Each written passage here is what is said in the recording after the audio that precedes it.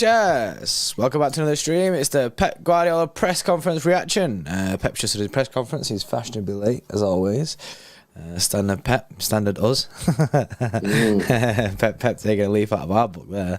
And yeah, that's the situation. We're going to go for that, see what updates he's had from the injury front. Obviously, Kevin De Bruyne out, Nathan Ake being out, so we need to see what he has to say about them, see what the availability is like for tomorrow, innit? Yeah, big game tomorrow night, of course. West Ham still fighting to stay in the division. They are, I would say, they're pretty much safe now, but it's not secure. So they are going to still be fighting for this. As expected, first questions were about injuries and the fitness of players, Ake and Kevin De Bruyne. Now, on Kevin De Bruyne, he said Kevin De Bruyne has now started to move, but is not yet trained with the first team squad. The team is training later on this afternoon, and they don't know whether or not Kevin De Bruyne is going to train this afternoon yet. So, doesn't sound too good for Kevin De Bruyne for tomorrow's game. However, sounds fairly promising for the weekend / Real Madrid, I would suggest. Yeah, it doesn't. I don't think he'll be available tomorrow. The way that Pep's speaking seems like a nah. But the way that he said he's back moving and that is good. Like I say, you'll be looking more at the weekend and potentially maybe bench weekend, potentially looking ahead to Madrid is where the long-term sights are set. But I guess it's good that he's confirmed that he's not like fully out and like it's a full bin, because there's rumours of a hamstring injury going about, and then obviously we know that depending on how bad it is, we don't know how long they can take. So the fact that we could be looking at this weekend is pretty good. Mm-hmm. Yeah, that is decent. And I guess we'll probably find out later on tonight, because there'll be some leaks about whether or not Kevin De Bruyne does actually train this afternoon. So we'll probably find out later on about whether or not Kevin De Bruyne does train later on. So, we'll see. Nathan Ake, we know he was in training yesterday. Pep Guardiola says Nathan Ake now feels good. He trained with us yesterday and feels good. And he will train again this afternoon as planned. So, sounds like he could be in line for a start, potentially, if not a bench position for tomorrow's game. But it sounds like Nathan Ake's fine now. They might just take a little bit more precaution with him tomorrow. Is there any real point in rushing him back for tomorrow when you've got Real Madrid next week? Probably not. So I think Ake will probably be benched tomorrow. I agree. But it's great that he's back, and it's not. He said at the time. Ake said at the time when he got the injury that he didn't think it was a bad injury because he's had that injury before. Yeah. And Dr. Ake, man, he was right. Dr. Ake knew exactly what was going on himself. But yeah, don't need that Kugat no more. Just send him to Ake. I agree. I don't see the point in full risking him tomorrow. It's good that he's back. You could potentially see him come off the bench for a little bit towards the end of the game. The game's wrapped up. But yeah, there's no real point in risking him, especially with, like I say, Real Madrid next week, and we're playing all right without him at this moment in time. Obviously, we want him back definitely, but it's not like we're not sweating hard on it. Results have been decent since we've gone. We've been fortunate that Ake is fit in. Akanji's fit in on that left hand side.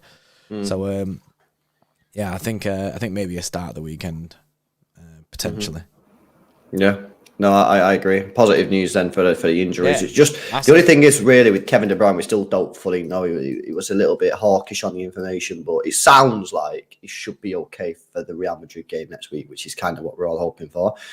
Big up to Dave Rocky with a 2. Says thoughts on Big Sam and watch along tonight. Yeah, watch along tonight. And Big Sam's a madness, isn't it? It's just crazy situation. Yeah, Big Sam's it's like he puts posters up that says like emergency manager line, isn't it? Like, and then when you want saving, you ring Big Sam.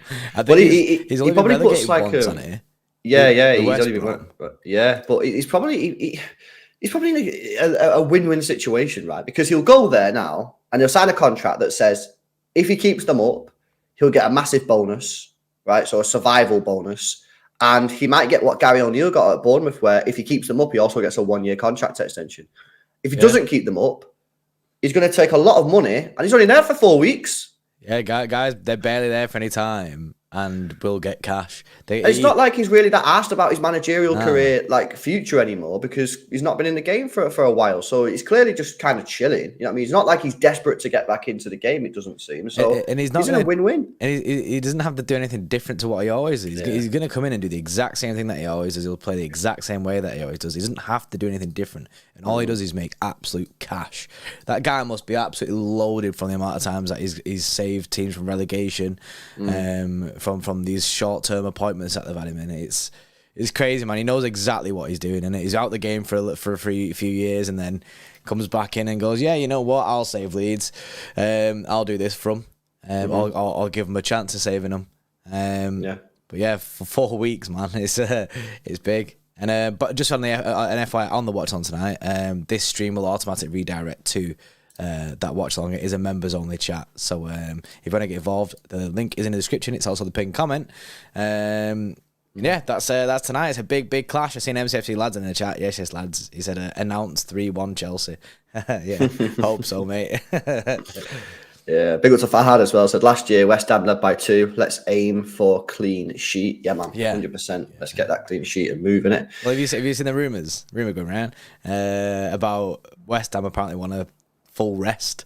Rest Ham, way. They want a full rest against City, don't they? Which is weird. As soon as they don't play until Sunday, but and they play United. It's not like they're playing a team in the bottom 3. Yeah, weird, isn't it? So I don't know, man. But West Ham, Chester City, innit?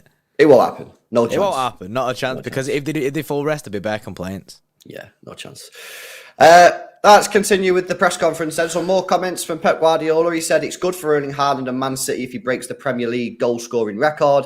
Maybe one day someone will break the record that Erling sets. I think he's going to score a lot more goals in the Premier League before the end of the season. So, yeah, I mean, he needs one more goal. Hopefully he gets that tomorrow, you know what I mean? And then that's it. Record breaker. That's it. He's done then. He's right at the top, and then it's how far he can get away from them. Do you know what I mean? And how far ahead is he going to put him to them? Because, like I say, there's plenty of games left to score a lot more goals for him. Tomorrow being one of them. I agree. It was then spoken about all the obviously the sackings that have happened this season in the Premier League. So many sackings this year in the Premier League, and obviously all the sort of rumours going around at the moment. He said all the managers know that results decide how long they last. It doesn't matter where you come from, who you are. Taking risks with different tactics is a risk, but staying the same is also a risk. We all feel pressure, and we are judged on results. We, the managers, are not the only one that feels pressure, though. There are directors, CEOs. Today is the reality. When you start as a manager, you know it. I'm sitting here, but if results weren't good, I'd be sacked. And that's true because, of course, managers are under pressure all the time. But if you look at Daniel Levy at Spurs, you know what I mean? He's under more pressure than some managers in the Premier League. So, everyone's under pressure, right? It's a results-driven business. Simple as. And if you're not getting the results, everyone's under pressure. So, yeah, crazy. That's it. He was asked about the players being tired. He said, "We are not tired. If you have positive thoughts, you are not tired. I'm tired, but not in my legs like the players. But it's only 1 month or so. It's not the first time we play so many games in a month. It's the best way to live. If a player is tired, then someone else will play." Now, this gets into the real crux of the issue for me for tomorrow's game. We're going to have to make changes tomorrow. I would be stunned if the same sort of 11 started tomorrow that played in the last games, because the team just looks so tired after the end of the game at the weekend against Fulham. You know, we spoke about Gundogan a lot, but I think Ruben Diaz could probably do with a break. You know, you're at home. Could Laporte come in potentially there? Phil Foden's been injured. Can he start resting Grealish? He's played a lot of minutes as well and looked a little bit tired against Fulham as well. Mahrez do you well against West Ham usually? Yeah, I think he has a decent record. And Mahrez hasn't really been spammed out this year. You know, Mahrez hasn't been spammed out. So I would keep Mahrez in the team. Potentially look at Bernardo and Alvarez in the attacking midfield positions. Rodri's going to have to play because no one trusts Calvin Phillips. But if we do manage to find ourselves 2-3-0 up, maybe you just have to roll the dice on Phillips and throw him in. But I would be shocked if he played 7 or 8 of the players that played against Fulham. I think potentially we're in for wholesale changes. I don't know. I don't think so. I don't think wholesale like that. I don't think he'll full max out the changes like that because we're still in. I think a lot of it determines on tonight as well what happens with Chelsea. I think if Chelsea beat Arsenal, it allows Pep a little bit more freedom to do that. Oh, massively! We could, that's 2 losses we could take. Yeah, but 100%. I don't think he'll full send changes, but I do think he'll swap out. I think he needs to be smart, Pep, about this. I've said this plenty of times. I just want us to take our chances so that we can change in the second half of games. So you can throw Phillips on because, bro, 3-0 up, surely Phillips ain't going to absolutely capitulate that 3-0 lead himself. Do you know what I mean? He won't do that himself. Like, bro, the guy ain't going to turn around and fucking start scoring on goals, isn't it? Like, I mean, you'd like to think not, but, you know, there's been times this season where we've been 2-3-0 up and he's not come on, so... But there has been times where it has, so that's why I'm kind of leaning towards them. Yeah. I'm leaning towards them, and hopefully, and this is now the time where we need him more than ever, because we need him to rest these players, man. So I'm just hoping to kill the games first half, second half, then change. I think we'll see. I just do think we'll see changes tomorrow, though. But I don't think it'll be loads.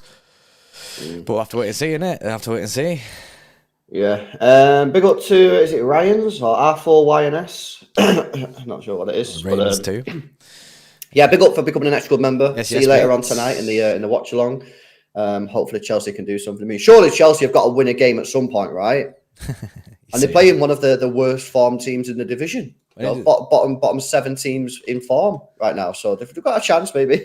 Big up Dave as well, says, no, it's funny. Harry Kane has 25 goals and Yves Antonio has 20 goals in the Premier League and no one's talking about it because the robot is breaking records. Yeah, no, that Yves Antonio goal stat record, by the way, is incredible. He needs a move, man. Providing he doesn't get banned. You know, he needs to move in the summer. Someone needs to move for him. If Tottenham lose Kane, they could do far worse than getting Yves Antonio. Serious. Yeah, I think Yves Antonio would be a decent replacement. Yves Antonio's good, man. Yves Antonio's good. It's actually crazy. When I seen it on Sky Sports before, showing the top scorers in the league, and I was like, it's mad that Harry Kane's on 25 goals or whatever it is, because any other season, everyone would be speaking like that, and because that's an incredible year. That, do you know what I mean? 25 goals. It's more than what Salah got last year, isn't it? Or was it 26 last year? Anyway, it's still close to what the tally was last year. So it is a good year for Harry Kane, but Haaland makes it look stupid.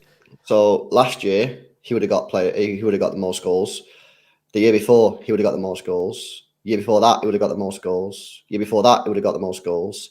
You have to go back to 2017 for the last time he wouldn't have won Golden Boot, and that was when Salah got the 32. Before that, 2016, he wouldn't have got it, but Harry Kane got it. The year before that, he's joint with Harry Kane. The year before that, he's only one behind Aguero.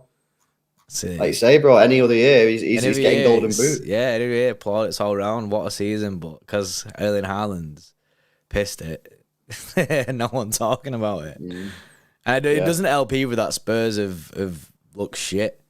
So that doesn't help either. I don't think he gives a fuck anyway. I seen his interview, man, after the Liverpool game, and that guy's checked out, bro. Even in the Liverpool game, bro, the guy was walking about. Guy got the ball robbed off him, bro, and he weren't arsed. He's just like, he's checked out, man. He's checked out.